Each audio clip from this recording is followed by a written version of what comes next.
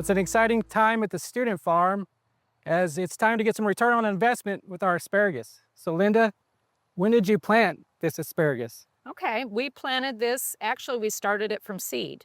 And we started it from seed in 2023, 3 years ago.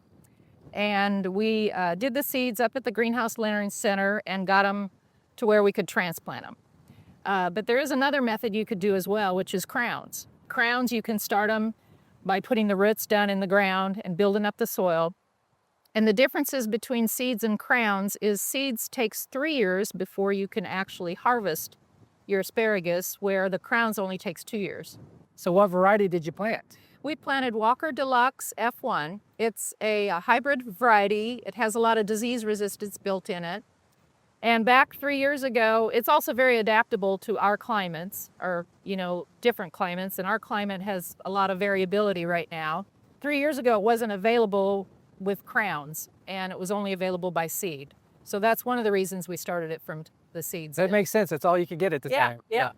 So walk me through a little bit this past 3 years, and then let's go to today where we get to harvest. Okay. Asparagus is a perennial crop, meaning it'll come back year after year. So the first year, we just let these fern out and let them develop and let those roots develop. Based on our soil sampling, we put down 100 pounds per acre of nitrogen per year on the asparagus. And then the following year in 2024, we came out and we cut the ferns down in March and did the same thing. Let them fern out, let them build up the root development.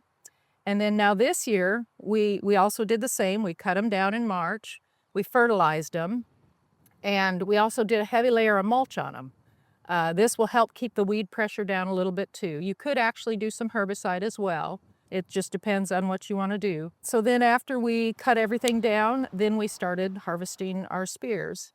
And whatever wasn't harvestable, we just leave the ferns alone because that continues to help the roots develop. So Linda, what are you going to do after harvest? Are you just going to let these grow?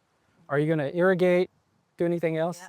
We'll continue to irrigate them, and we'll just let everything fern out, same like we did last year. We'll leave them all winter long, and then we'll come back next spring and mow them down again in March and start over.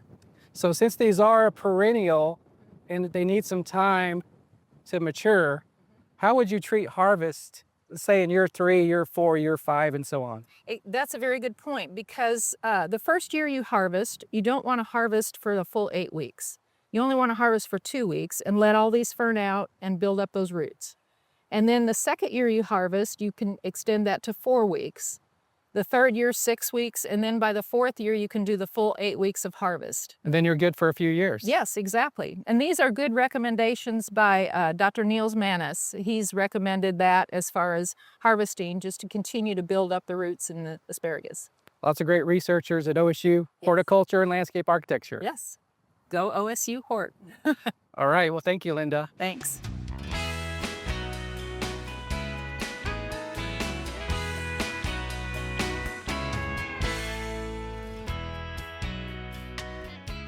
We hope you enjoyed this video as part of our Oklahoma Gardening YouTube channel.